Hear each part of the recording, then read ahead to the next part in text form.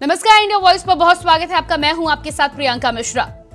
छत्तीसगढ़ में विधानसभा की 90 सीटों के लिए भारतीय जनता पार्टी की 21 प्रत्याशियों की पहली लिस्ट जारी होते ही प्रदेश में सियासी पारा हाई हो चला है, क्योंकि कांग्रेस का आरोप है कि भाजपा ने ये लिस्ट गुपचुप तरीके से बनाई है। जिसके बाद प्रदेश की कांग्रेस सरकार के मुखिया भूपेश बघेल ने भी भाजपा की इस लिस्ट और गुपचुप प्रक्रिया दोनों पर ही सवालिया निशान लगाते हुए कहा कि भाजपा की चुनावी बैठक कब हुई किसी को नहीं पता, और मजे की बात तो ये है कि चुनाव से पहले ही सीधे 21 प्रत्याशियों की लिस्ट भी भाजपा की ओर से जारी हो गई।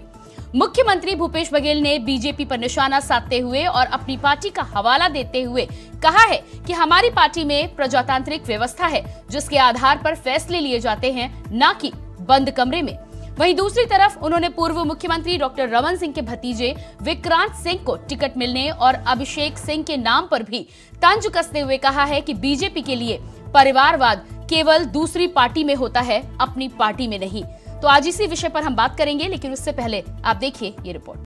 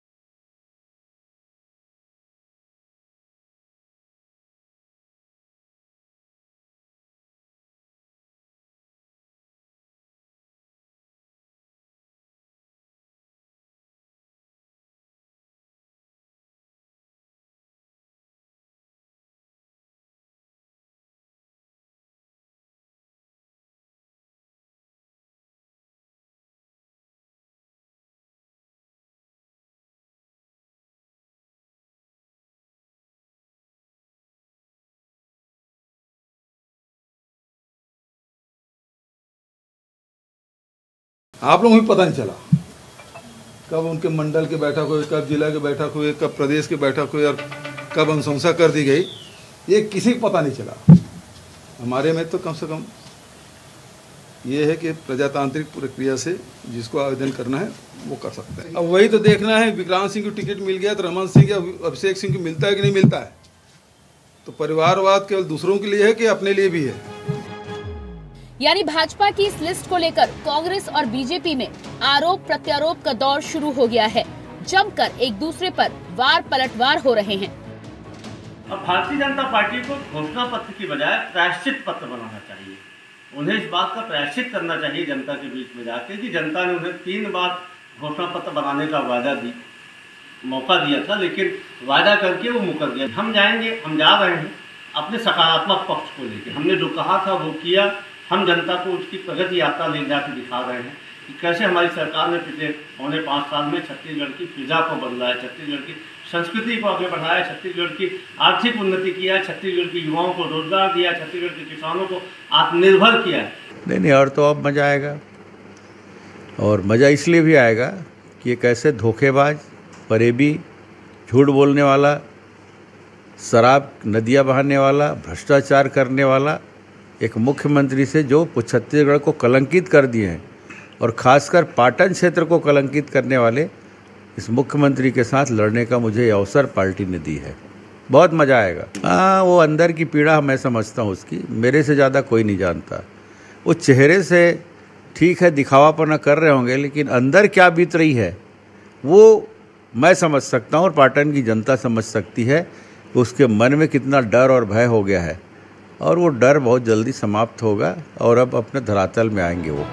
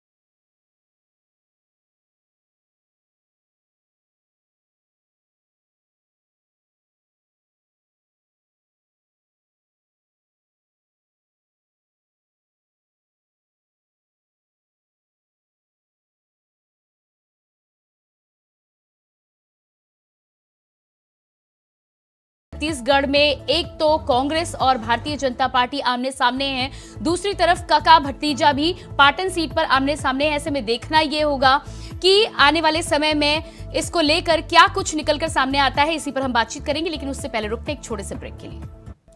ब्रेक के बाद बहुत स्वागत है आप सभी का। आज छत्तीसगढ़ के सियासी रण पर हम बातचीत करने वाले हैं। मेरे साथ पैनल में तौकीर रजा जी भारतीय जनता पार्टी से जुड़ चुके हैं, बहुत स्वागत है आपका कार्यक्रम में। इसके अलावा कांग्रेस से प्रवक्ता अनिल सिंह चौहान भी हमारे साथ जुड़ चुके हैं, बहुत स्वागत है अनिल जी आपका भी। सबसे पहले तौकीर रजा जी, पहला सवाल आपसे ही है। जिस तरह से भारतीय जनता पार्टी ने 21 प्रत्याशियों की लिस्ट जारी की है, उसको लेकर सीधे कांग्रेस आप पर निशाना साध रही है और ये कह रही है कि हमेशा तो आप हवाला देते हैं कि पार्टी में प्रजातांत्रिक व्यवस्था होती है, चर्चा करके बात होती है, फिर ये लिस्ट इतने गुपचुप तरीके से क्यों जारी की गई है? देखिए, ऐसा है कि हमारे यहाँ कोई भी काम गुपचुप तरीके से नहीं होता। हमारे यहाँ संगठनात्मक एक प्रक्रिया है और हमारी कैडर बेस्ड पार्टी है और हमारे यहाँ जो नियम और कायदे जो चलते हैं वो बिल्कुल संगठन के हिसाब से चलते हैं। नहीं, लेकिन लेकिन अगर आप ये बात भी कह रहे हैं तो आपकी लिस्ट इसका मतलब सीधे दिल्ली से आई है, क्योंकि राज्य में तो किसी से बातचीत की नहीं गई है।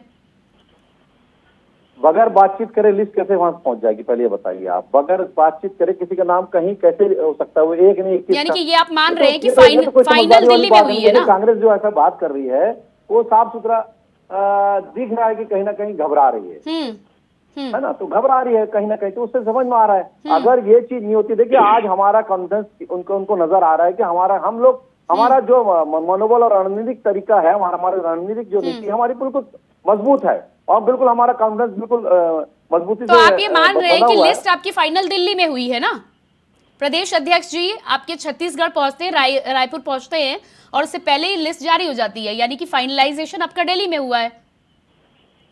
देखिए संगठन जो है, जो संगठन तय करता है, संगठन की प्रक्रिया होती है, संगठन उसको बैठता है, बैठने के बाद जब उसको यहाँ से दिल्ली भेजी जाती है लिस्ट को, और लिस्ट उसके बाद ही तय होती है। तो हमारे यहाँ जो नियम जो है, हमारे यहाँ जो नियम है उसी का तरीका वही है, सिस्टम हमारे यहाँ पहले यहाँ तय कर लिया गया। ठीक है, नाम जाएगा, ठीक है अनिल, फाइनल डिक्लेयर हुआ है। आपके पास आती हूँ मैं, कोई ऐसी कौन सी बड़ी बात हो गई?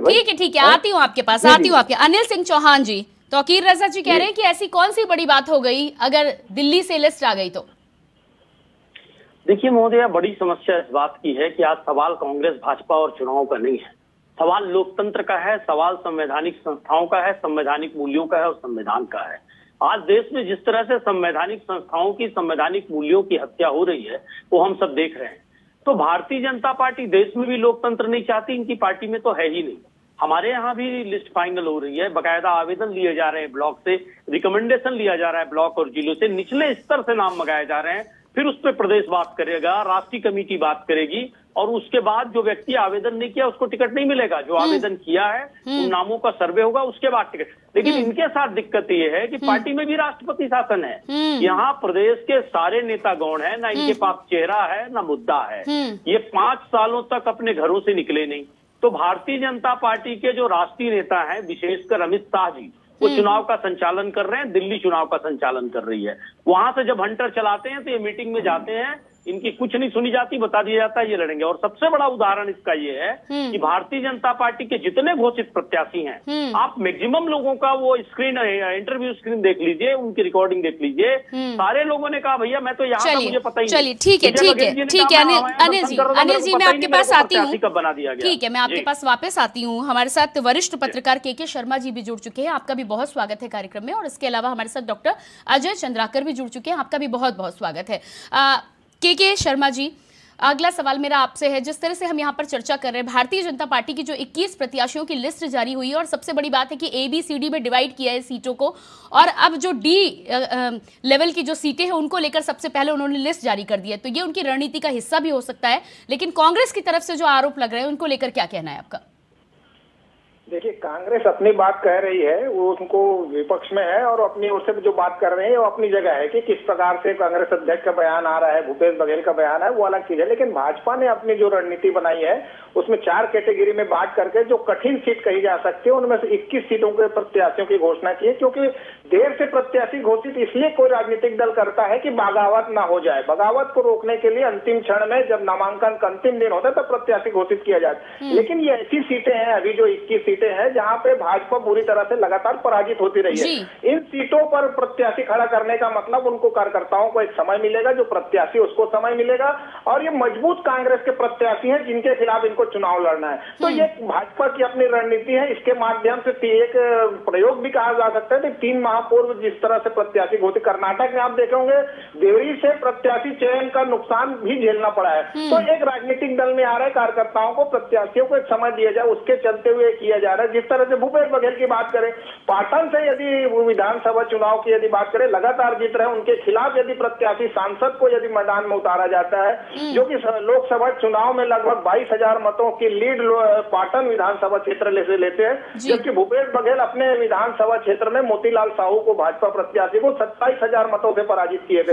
तो कुल मिलाकर के ये गंभीरता वाली बात है कि इसमें महिलाओं को या पिछड़े वर्ग को, नव आदिवासियों, एक एसटी वर्ग को, सब मिलाकर के जिस तरह। ठीक है, तो कुल मिलाकर भारतीय जनता पार्टी ने नई रणनीति एक तो लेकर आई कि पहले से समय मिलेगा। दूसरी बात ये कि ये ऐसी सीटें हैं जहां भारतीय जनता पार्टी को कुछ खोने का डर नहीं है, यानी कि जो भी तैयारी होगी उसके फायदे में होगी। डॉक्टर अजय चंद्राकर जी, ये जो 21 प्रत्याशियों की लिस्ट आई है, इसमें क्या लगता है आपको कि भारतीय जनता पार्टी कहीं ना कहीं जो पिछले कई विधानसभा चुनाव उनके खाते में जीत नहीं दर्ज हो सकी है, उसमें नई रणनीति के साथ ये भी है कि इन सीटों पर नाम घोषणा कर देने से भारतीय जनता पार्टी को दोनों ही तौर से फायदा ही होने वाला है? कुछ पखवाड़े पहले प्रधानमंत्री जी का जो संदेश था अपने पार्टी के समस्त कार्यकर्ताओं को, चाहे वो पार्षद रहे हों या विधायक या फिर लोकसभा के सदस्य, उन्हें वो साफ शब्दों में बोले थे कि सिर्फ मेरे चेहरे के ऊपर आपको चुनाव में नहीं जाना है, आपको स्वयं मेहनत करना है। यह जो स्क्रिप्ट है वह उसी का एक क्रियान्वयन होते होते दिखाई दे रहा है। ये बात 21 सीटों का छत्तीसगढ़ में, तो इन 21 सीटों में कोरबा से लेकर के, कोरबा में मैक्सिमम 11,806 वोटों से। लेकिन अजय जी, मेरे एक सवाल का यहाँ पर जवाब दीजिएगा। ये जो रणनीति है भारतीय जनता पार्टी की, ये क्या आपको आने वाले समय में काम करती दिखाई दे रही है? क्योंकि ये वो सीटें हैं जिसमें भारतीय जनता पार्टी ने कभी जीत ही दर्ज नहीं की है। प्रियंका जी, ये डेमोक्रेसी है, इसमें कोई ज्योतिषी नहीं बन सकता। यहाँ पर ये जनता निर्णय लेगी। लेकिन मैं जो आपके साथ साझा कर रहा हूँ, इन 21 सीटों में कोरबा में 11,806 जो सबसे कम मार्जिन था, वहां पर उस समय विकास महतो करके प्रत्याशी थे, वो चुनाव हारे। और राजिम में अमितेश शुक्ला जी मैक्सिमम 58,132 वोटों से जीते। तो कहीं 56,000 खल्लारी में, कहीं 52,000, इवन जहां रामानुजगंज की बात हो रही 32,916, या आदरणीय शर्मा जी जो जिक्र कर रहे थे पाटन का, पाटन में देखिए वहां पर कुर्मी समाज, और कुर्मी समाज के भी 3 धड़े, एक बघेल समाज, दूसरा वर्मा समाज, तीसरा चंद्राकर समाज, उसके बाद सतनामी समाज और साहू समाज, उसके बाद अन्य समाज के लोग। तो क्या लगता है आपको, विजय बघेल को जो भारतीय जनता पार्टी ने यहाँ पर उतारा है, तो यहाँ पर ये जो तमाम सामाजिक समीकरण की आप बात कर रहे हैं, ये कहीं ना कहीं नगण्य हो जाएंगे क्योंकि चचा भतीजे का रिश्ता है। उसके अलावा 2008 में उन्होंने हराया भी था। प्रियंका जी, कल हम दोनों गांव, चाहे विजय बघेल जी का गांव उरला और भूपेश जी का गांव कुरुट्टी, वहां से ग्राउंड जीरो में जाकर के हमने कल रिपोर्टिंग किया और वहां के गणमान्य नागरिकों के साथ हम संवाद किए। तो एक तरफ लड़ाई है मुख्यमंत्री जी का और एक तरफ है सिटिंग जो एमपी है।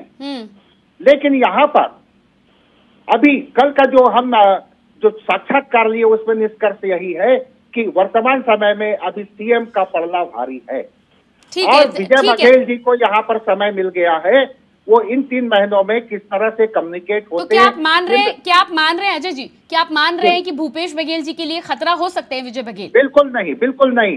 यह सोचने की बात है वर्तमान समय में वहाँ जो छत्तीसगढ़ शासन की नीति है, हम तो न्यूट्रल आदमी, हम तो राजनीतिक विश्लेषक हैं, और वहाँ पर यह देखना महत्वपूर्ण रहेगा कि मोतीलाल साहू जी को साहू समाज का थोक के भाव में वोट मिला था, उतना वोट विजय बघेल जी ला पाते हैं कि ला पाते, ये महत्वपूर्ण है। ठीक है डॉक्टर अजय जी, मैं आपके पास आती हूँ। तौकीर रजा जी, इस पर जवाब दीजिएगा। जो समीकरण डॉक्टर अजय बता रहे हैं उस पर आपका क्या कहना है? देखिए, अभी जो आपने सीट देखा उसमें भी साहू सीटों को हम लोग ने दिया है, विधायकों के लिए डिक्लेयर किया है, तो उससे भी हमारे प्रभाव पड़ेगा। हम लोग साहू समाज को बहुलता से अभी देने के और भी मन बना चुकी है पार्टी ने, और तो लगता है अभी लेकिन यहाँ पर बड़ी बात यह है कि वो मुख्यमंत्री हैं, 3 बार से जीत रहे हैं लगातार, उसके बाद उनका कामकाज भी है, कांग्रेस के तो लोकप्रिय मुख्यमंत्री हैं। तो क्या लगता है आपको, विजय बघेल आप लेकर जरूर आ रहे हैं, कहीं ना कहीं कोशिश जरूर तगड़ी होगी, लेकिन जीत को लेकर क्या ख्याल है आपका? कोई तगड़ी नहीं, एक तरफा जीत रहे हैं विजय बघेल जी। आपको बता दूं, आप जाके पता कर लीजिए, वहां पर फिर उनको टक्कर अगर कोई दे सकता है भूपेश बघेल जी को, ये भूपेश बघेल जी को खुद पता है। अनिल सिंह चौहान जी जवाब दीजिएगा। और विजय बघेल जी जिस तरीके से चुनाव लड़ते हैं ये अभी मालूम नहीं। वो ऐसे भी देखिए कुर्मी समाज के प्रदेश अध्यक्ष जी है माननीय विजय बघेल जी, और आप वोट का प्रतिशत देखिए, मात्र 17.30%। लेकिन 3 बार हारे भी तो है बघेल जी, हारे भी तो है ना, वो उस सीट से 3 बार चुनाव लड़े हैं और 3 बार में 1 बार जीत दर्ज हुई है। सांसदी की बात मत करिए। भी है, इसको भी तो अंदाज लगाइए कि ऐसा तो नहीं है कि जीते नहीं है, जीते हैं वो, और अभी बहुत अच्छे बटोर जीतेंगे। लेकिन भूपेश बघेल के ऑपोजिट नहीं जीते हैं, भूपेश बघेल के ऑपोजिट नहीं जीते हैं। अनिल सिंह चौहान जी जवाब दीजिएगा। देखिए प्रियंका जी, भारतीय जनता पार्टी के पास न चेहरा है न मुद्दा है, और अभी सबसे बड़ी बात यह है कि पाटन में तो इनके पास विकल्प ही नहीं है। तो इन्होंने विजय बघेल जी को इस आश्वासन के साथ भेजा है कि भैया आप हार भी जाओगे तो सांसद बने रहोगे। तो इसलिए भूपेश बघेल जी के अपोजिट तो इनको कैंडिडेट ही नहीं मिल रहा था। बाकी जगह आप देख लीजिए, परिवारवाद की बात करते हैं, रमन सिंह और अभिषेक सिंह की टिकट कट रही है, तो अब उन्होंने विक्रांत सिंह अपने भांजे को ले आया। राम विचार नेताम पर 1 करोड़ के घोटाले का आरोप है, प्रियदर्शनी बैंक के नार्को टेस्ट में आ गया है उमेश सिन्हा के, वहां के जो मैनेजर थे, उसके बाद भी राम विचार नेताम को दिया है।